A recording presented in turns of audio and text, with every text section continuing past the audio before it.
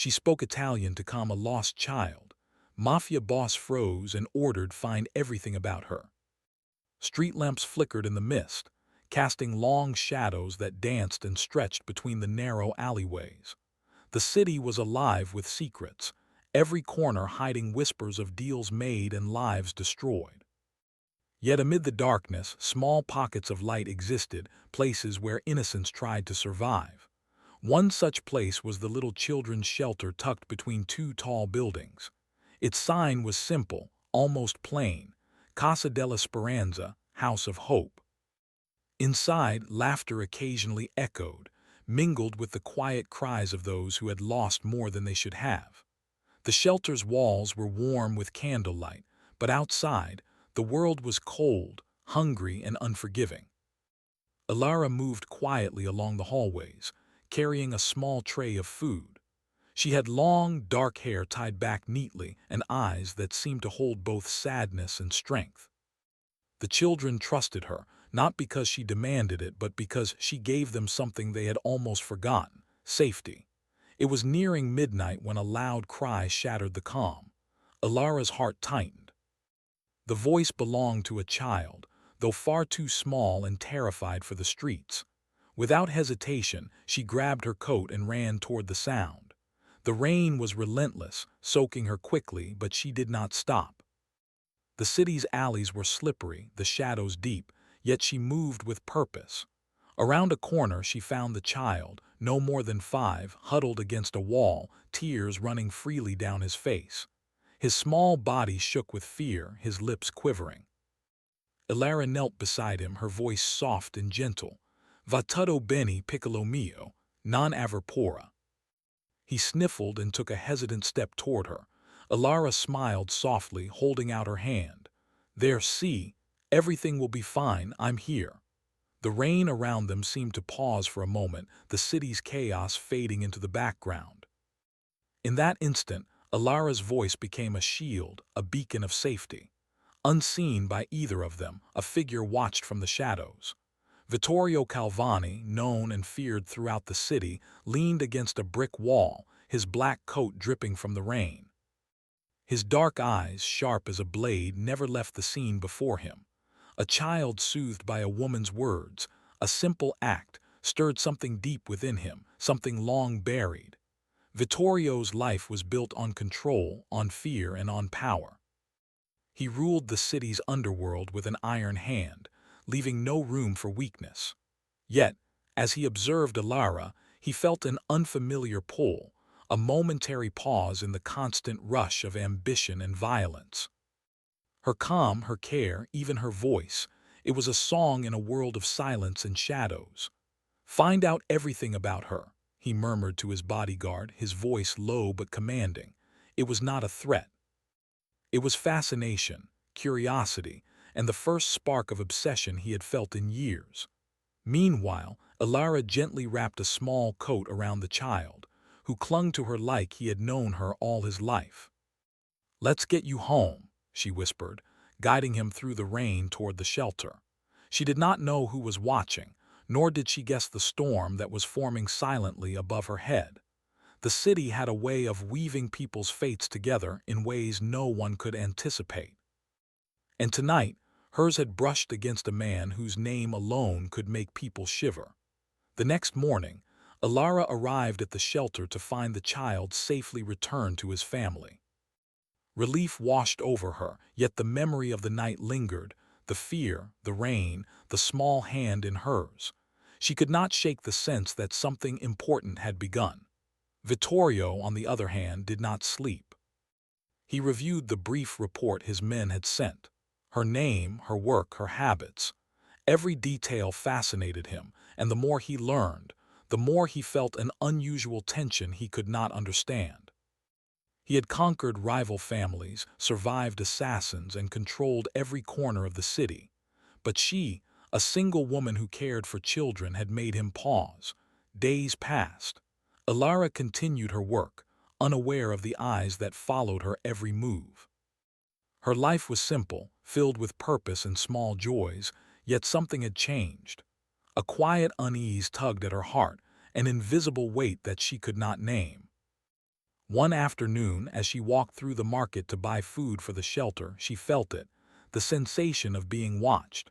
Her steps slowed, her senses sharpened. Around her, the city bustled with people, yet in the crowd she sensed a presence, dark, commanding, impossible to ignore. Vittorio was there again, observing from a distance, concealed behind a stall. His expression was unreadable, but his eyes held the same intensity from that rainy night. He did not approach. He did not speak. He only watched, catalogued, and waited. Alara felt a strange shiver run down her spine. Something about him was dangerous, but not in the way of the streets or the city. No, this danger was deeper, unpredictable, powerful, and strange. She shook her head and forced herself to continue, telling herself she was imagining things. But she was not. Fate had already begun its silent work. Two lives, so different and yet so bound by invisible threads, were beginning to weave together. That night, Vittorio returned to his private office, the rain tapping against the tall windows. He poured himself a glass of wine and stared into the city lights, but his mind was elsewhere, on the woman who had spoken Italian to calm a lost child, the woman whose voice had unsettled him more than any threat or enemy ever had. "Who is she?" he whispered to the shadows of his office. The shadows offered no answer. Only the rain and the hum of the city remained, but he did not need an answer yet, for now he would watch, he would learn, and he would wait. Meanwhile, Alara could not shake the feeling that her life was about to change. Something had entered her world, quiet and unannounced, like the first note of a song that would grow to fill her life. And though she did not know it, she had already been seen, by a man who would move mountains to discover everything about her. The night fell once more, heavy and mysterious. Somewhere in the rain-soaked city, two hearts, bound by fate yet divided by shadow and light, prepared for a story that neither could fully understand. And in that quiet tension, in the pause between rain and storm, the first thread of destiny had been spun. The city was quiet in the early morning, but the silence was deceptive. Its streets whispered secrets to those who listened, and tonight, two lives were slowly colliding in ways neither could yet understand. Alara moved through the narrow alleys with her basket of food. The children's shelter needed supplies, and though the rain had stopped hours ago, the air still carried a damp chill. Her scarf clung to her wet hair, and her boots clicked against the stones. She liked these quiet hours when the city felt calm, and the noise of cars and shouting faded into something softer. Yet even in this peace she felt it again, the sense of being watched. She shook her head. "I'm imagining things," she told herself. "Just the city, just nerves." But she was not imagining. Vittorio Calvani watched her again, hidden in the shadow of a doorway. His presence was silent, controlled, yet it radiated a power that made the world around him seem smaller. He had watched her for days now, tracing her movements, learning her habits, noting the subtle gestures of her kindness. Today, curiosity turned into action. He would not approach her directly, not yet. That would frighten her, and he wanted to see her as she truly was, unguarded. Alara paused at the market, inspecting vegetables laid neatly on a wooden stall. She smiled politely at the vendor and handed him coins. A small child tugged at her coat. One of the orphans she cared for had been sent ahead to pick up bread. She knelt to adjust the child's scarf and smiled softly. "Good work," she said in Italian, her voice gentle. "You must help your friends too." From the shadows, Vittorio watched. The way she moved, the care in her tone, even the small smiles she offered, it was mesmerizing. He could not explain why a single act of kindness had such a profound effect on him. Power, money, fear, these were his usual weapons. But this woman, Alara, wielded something far stronger, compassion. Suddenly, a commotion broke out at the end of the market. A man pushed through the crowd, shouting, and Alara instinctively stepped forward. She reached the child in her care first, pulling him back. The crowd parted as a drunken man stumbled dangerously close. Vittorio stepped from the shadows for the first time, moving with the silence of a predator yet the precision of a master. In an instant, the man was on the ground, held by two of Vittorio's guards who had appeared without anyone noticing. Ilara's eyes widened. The man she had seen only in whispers of fear and rumor, the Mafia boss, stood before her. His dark eyes locked on hers, unreadable, measuring, analyzing. "Are you hurt?" he asked her, his voice calm but commanding. "No," she said, her voice steady despite the quickening of her heartbeat. "I'm fine, thank you, I think." Vittorio inclined his head slightly. "Good, stay safe." Without another word, he disappeared into the crowd, leaving her staring after him. Her mind raced. Who was he? Why did he appear now? And why did the sight of him make her stomach tighten in a way she could not explain? That evening, Ilara returned to the shelter with her basket of food. She moved through the hallways, checking on the sleeping children, making sure each was comfortable.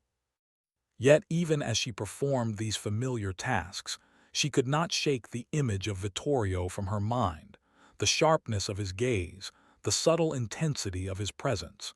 Meanwhile, Vittorio returned to his office.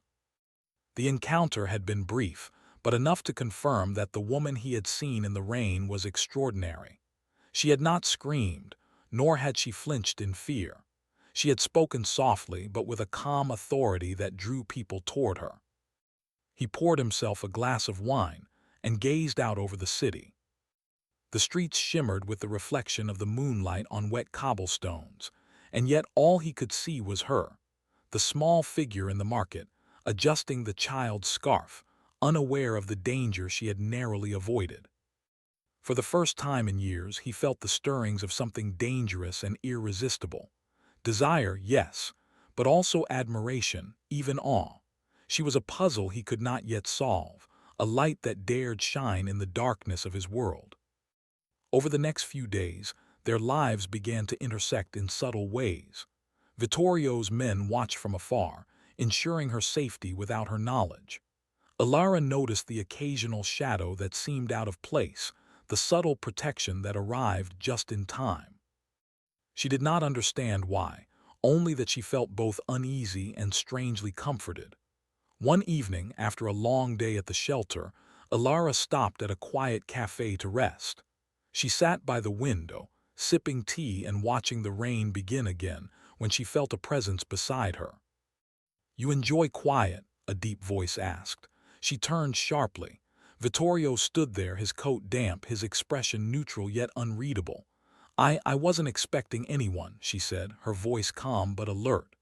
"Nor I," he replied, his gaze steady on hers. "But you make this city feel softer, less cruel." Ilara blinked, unsure how to respond. "I only try to help where I can." "Help," he said softly, tasting the word. Such a rare thing in this world. There was a long pause, the kind that stretched time itself. She could feel the weight of his presence, the silent authority in his every movement. And yet, despite the danger he represented, there was something protective in the way he stood, a strange, silent promise that he would not harm her. "You shouldn't follow me," she said finally, her voice gentle but firm. "I'm not following," he said, and for a moment it seemed almost true. "I'm observing, learning, trying to understand how someone can be so alive in a world so dark." Ilara's eyes narrowed slightly. "And why is that important to you?" Vittorio hesitated. He was not used to uncertainty, nor to emotions that could not be controlled. Yet here, with her, he felt something he could not command. "Because I think the world is missing something it can only find in people like you." She did not respond, only looked away, stirring her tea slowly. Her heart raced. This man, dangerous and powerful, was speaking to her in a way no one had dared before. Yet at the same time, every instinct screamed caution. The cafe grew quieter as the night deepened. Outside, the rain blurred the streets, turning the city into a silver maze. Vittorio finally stood, his shadow stretching across the floor. "I will leave you now," he said, "but know this, I will not forget you, and neither will this city." Ilara watched him go, feeling the pull of something she did not understand. The world outside was dangerous, full of people who used fear to command respect. Yet he was different, and the thought both frightened and fascinated her. The days that followed were filled with tension. Vittorio's presence lingered like a shadow over her life. Small acts of kindness from strangers seemed to echo the rare warmth she had seen in his eyes. At the shelter, she noticed subtle changes. Delivery men who seemed unusually careful, strangers who offered assistance at just the right moment. Unseen, Vittorio ensured her safety, always in the background, always watching. One evening she found herself walking through a quiet park, the moon casting silver light on the trees. She paused at a small fountain, listening to the water trickle. And there, in the reflection, she saw it, not just herself, but the shadow of someone who had begun to shape her world, even without her knowing. Vittorio emerged from the darkness, his footsteps silent, yet she sensed him immediately. "You think you can walk alone?" he asked softly. "I manage," she replied, her voice firm. "Perhaps," he said, "but even the strongest can falter, even the bravest can need protection." Ilara's gaze met his. There was no threat in his eyes tonight, only an honesty that was almost frightening. She wanted to run, to flee from the power he represented. And yet, a part of her wanted to stay, to see what this man, this shadow of the city, could become if he chose differently. For a long moment, they simply stood, two people from different worlds, connected by fate, curiosity, and a strange, unspoken understanding. And then Vittorio turned and walked away, leaving her alone in the moonlight. Yet she knew he would not be gone for long. Because the threads of destiny had been pulled taut, and neither of them could ignore the tension growing between them. The city slept beneath the rain, unaware of the quiet storm building between a woman of light and a man of shadows. And somewhere in the night, Vittorio's men began their work, tracing her life, uncovering her past, watching for every detail that could tell him who she truly was. Ilara walked home that night, unaware of the watchful eyes following her. But she could feel a change in the air, a shift she could not name. Something had begun, a story that would test both her courage and her heart.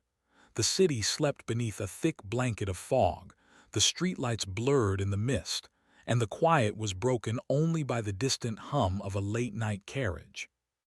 Ilara walked along the stone streets, her thoughts tangled with the recent days. Vittorio's presence lingered like a shadow she could not escape, both fascinating and frightening her. Since the market encounter, the world felt sharper, brighter, and somehow heavier at the same time. She carried an unshakable sense that her life was no longer entirely her own. Something was changing, though she could not yet name it. As she passed an old archway near the river, she noticed a flicker of movement.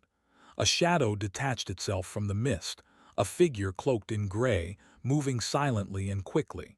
Her heart skipped. She instinctively clutched the small satchel at her side.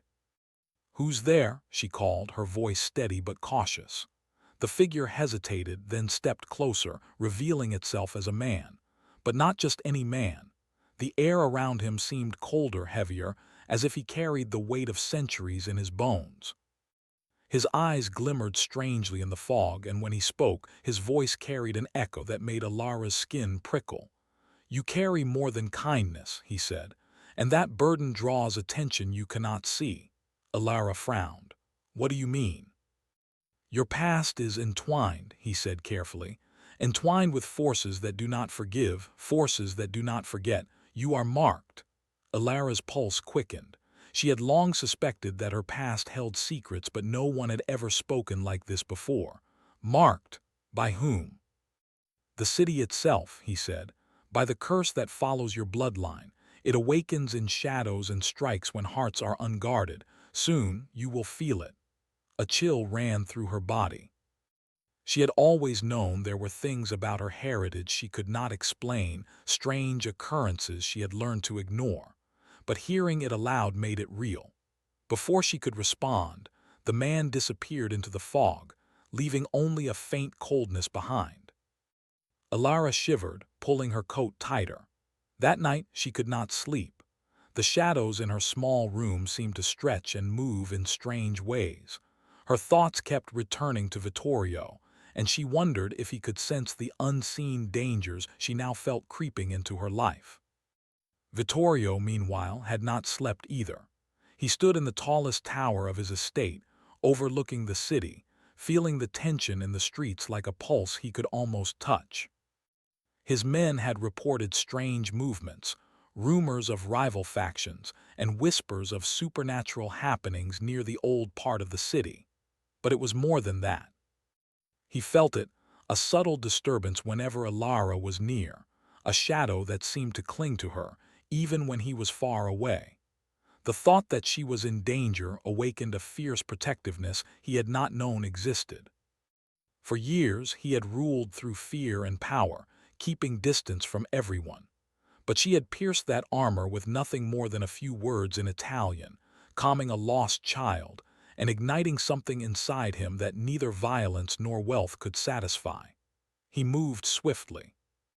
His coat swept behind him as he descended the staircase, calling a trusted aide. "Prepare the car," he said, voice sharp. "We go to her. Now." Alara had returned to the shelter by the time Vittorio arrived. The children were asleep, the halls quiet except for the occasional creak of the old building. She did not notice the black car parked outside, nor the man who silently observed the building from the shadows. Vittorio entered without announcement, his presence filling the room like a storm. The children remained asleep, unaware of the tension in the air. Alara froze for a moment, then regained composure. "You shouldn't be here," she said softly, trying to keep her tone even. "I told you I watch," he said.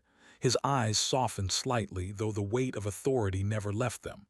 "There is danger you cannot see, Alara, and I will not let it touch you." She shook her head. "You don't know me. You don't know what I can handle." "I know enough," he said, stepping closer. "Enough to know that if you face this alone, it could destroy you." Alara hesitated. His words were sincere, but his power was overwhelming and pride tugged at her heart. She had always relied on herself, always protected those who could not protect themselves. But there was no hiding the truth. She felt fear now, and she could not deny it. "I'm not afraid of what comes," she said finally. "I'm afraid of losing control. And of dragging others into my chaos." Vittorio's gaze softened further. "Then let me help. I do not ask permission. I only ask that you trust me." The tension between them was palpable, a mixture of fear, longing, and unspoken understanding. For the first time, Alara considered the possibility that someone dangerous, someone powerful, could care not just for her safety, but for her soul. The next day, Vittorio insisted that they visit the old catacombs beneath the city. It was a place no ordinary person dared enter, filled with echoes of forgotten rituals and dark histories. The air was cool and damp, carrying the scent of earth and stone. The shadows seemed alive, curling along the walls as if watching. Alara's heart pounded. "Why here?" she asked. "To understand what you carry," Vittorio said simply. "To confront the curse before it confronts you." They descended into the winding tunnels, torches casting golden light that flickered against the rough stone. Alara moved carefully, feeling the weight of history pressing in. The catacombs were silent, yet she could sense the presence of something greater, something ancient and watching. Vittorio stayed close, silently protective, his eyes scanning every shadow. Despite the danger, there was an unspoken connection growing between them. Words were few, but in the quiet they spoke volumes. Trust began to form, delicate and fragile, yet undeniable. At the center of the catacombs, they found an old altar, covered in dust and faded symbols. Alara approached it, her fingers trembling slightly. A vision passed through her mind, images of her ancestors, of mistakes and betrayals, of a darkness she had never fully understood. "The curse," she whispered. "It's real." "Yes," Vittorio said quietly. "And it seeks to punish those who forget it, those who are unprepared." Alara looked at him, fear and admiration mingling in her gaze. "I don't know if I can face this." "You are stronger than you know," he said, his hand brushing hers, "and you do not have to face it alone." For a moment, the world narrowed to that touch, to that promise. The shadows of the catacombs seemed less threatening with him there, his presence a shield she could not explain but trusted completely. Suddenly, a flicker of light appeared on the altar and a cold wind swept through the tunnel. Ilara felt a pull, as if unseen hands reached for her.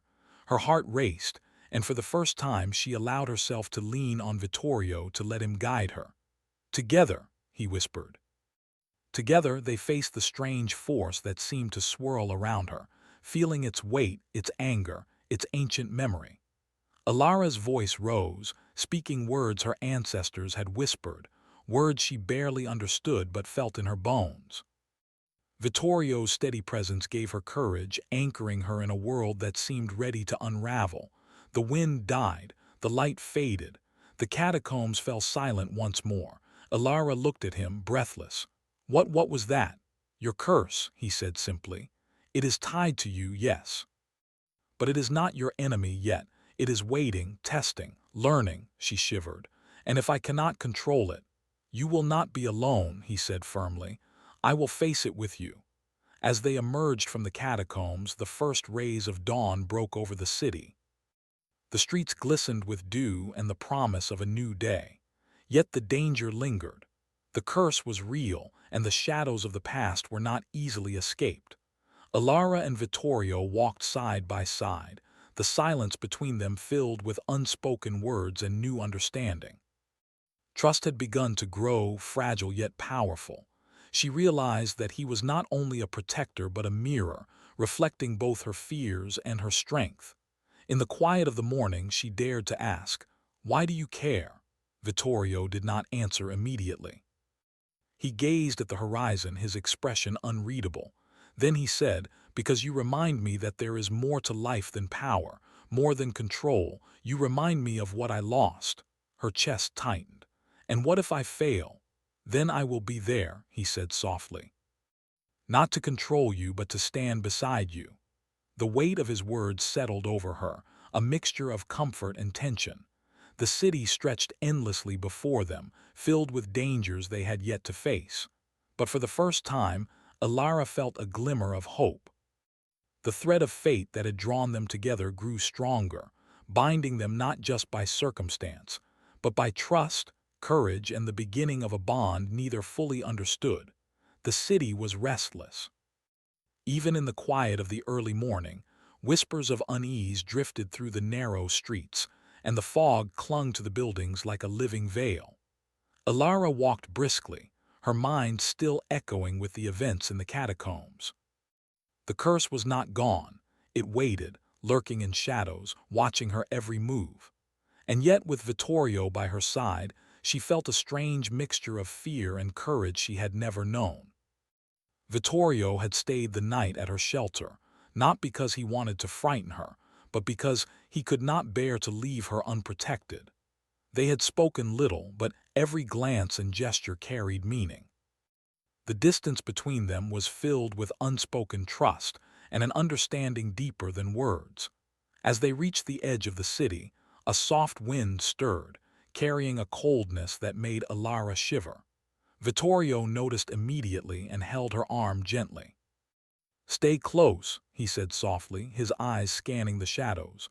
"I'm not afraid," she replied, though her voice betrayed a hint of tension. "You should be cautious," he said. "Not everyone waits in the light."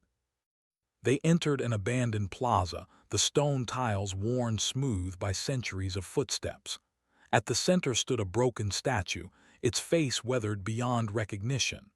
Ilara paused, sensing the weight of history in the air. "This place," she whispered, "I've been here before in dreams or maybe memories I cannot recall." Vittorio nodded. "The city holds more than we see. Sometimes it remembers for us." As they moved closer to the statue, shadows began to gather around them, shifting and swirling unnaturally. The air grew thick, charged with a strange energy. Ilara's heart raced. She recognized the signs. The curse was awakening fully, responding to her presence, to her emotions. Focus, Vittorio said, placing a steadying hand on her shoulder. Remember, you are not alone. Ilara took a deep breath. She closed her eyes, centering herself, and allowed the memories and instincts of her ancestors to guide her. Her voice rose, soft at first, then growing stronger, speaking words in the old tongue she had learned as a child, words that carried both protection and warning. The shadows recoiled, twisting and twisting again, as if struggling against the force she commanded. Vittorio moved beside her, adding his presence to hers, his steady energy anchoring the spell. Together, their combined will formed a shield, a force neither had expected but instinctively understood. Suddenly, the wind surged violently, knocking them off balance. Ilara stumbled, fear rising sharply. "I can't hold it," she cried. "You can," Vittorio said firmly, gripping her hand. "You are stronger than you know. Trust yourself. Trust us." With his words, something shifted inside her. The fear began to dissolve, replaced by a determination that was fierce and steady. She raised her voice again, letting every ounce of courage, every fragment of hope pour into her words. The shadows writhed, then shattered, dissipating like mist in the sunlight. Ilara fell to her knees, exhausted, and Vittorio steadied her, supporting her as she caught her breath. "You did it," he said, voice quiet but filled with awe. "You faced it. You controlled it." I never imagined I could," she admitted, her voice trembling with relief. "I thought the curse would destroy me, that it would take everything. But it didn't," Vittorio said, kneeling beside her. "Because you are not alone, you have strength, and now you have me." Their eyes met, and for a moment the world fell away. The city, the shadows, the danger, it all faded into the quiet understanding that connected them. Trust, respect, and something more, something tender and fragile, filled the space between them. In the days that followed, the city itself seemed to change. The sense of unease lifted slightly, as if the curse, now faced and acknowledged, had lost some of its power. Ilara continued her work at the shelter, but with Vittorio quietly watching over her from the shadows. His presence was no longer threatening. It was protective, grounding, a reminder that she was no longer carrying the burden alone. Yet danger was not entirely gone. Word had reached Vittorio of rival factions moving against him, taking advantage of the chaos in the city. He knew the next step would be decisive. He would not only defend his own empire but protect the woman who had unexpectedly become central to his life.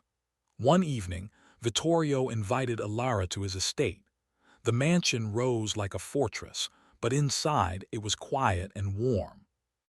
The halls smelled faintly of wood and candle wax, and the soft glow of lamps filled the rooms. Ilara hesitated at the doorway, aware of the vast difference between her simple life and the world Vittorio commanded. "Come in," he said gently. "It is safe here." She stepped inside, her eyes wide with curiosity and caution. Vittorio closed the door behind her, and for a moment the weight of the city and the danger outside felt distant. "I wanted you to see," he said, "that you are not alone in this. Whatever comes, we face it together." Ilara nodded, feeling the truth of his words settle deep within her. I believe that," she whispered. Days passed, filled with training, preparation, and understanding the boundaries of the curse. Vittorio taught her how to focus her energy, how to sense the shadows, and how to trust not only her instincts but also the support around her. In turn, Ilara began to teach him something unexpected, the value of patience, compassion, and restraint. He had ruled with power and fear for decades, but her presence reminded him of a different kind of strength. One night, as they walked along the balcony of his estate, the city lights sparkling below, Ilara spoke quietly. "Do you ever wonder if people like us are meant to be together? Not just for power or survival, but for something real?" Vittorio paused, leaning against the railing. "I have wondered," he admitted, "and I have feared it, because a life with me, it is dangerous. But being apart, I fear, would be emptier than anything I have ever known." The honesty between them, rare and precious, filled the night with a warmth neither expected. They understood that the bond they shared was more than circumstance. It was choice, respect, and an acknowledgement of their shared strength. The final test came without warning. A group of those who sought to challenge Vittorio's authority and perhaps exploit the curse struck at the heart of the city. Shadows moved through the streets, strange and menacing. Ilara and Vittorio were ready. Together they faced the threat, combining her courage and mystical understanding with his strategic mind and power over the city's forces. Every move was deliberate, every step calculated. Ilara felt fear, yes, but it was tempered by trust and determination.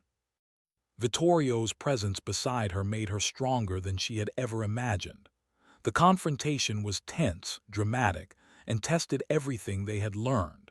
Shadows swirled, threats emerged, and the city itself seemed to groan under the pressure.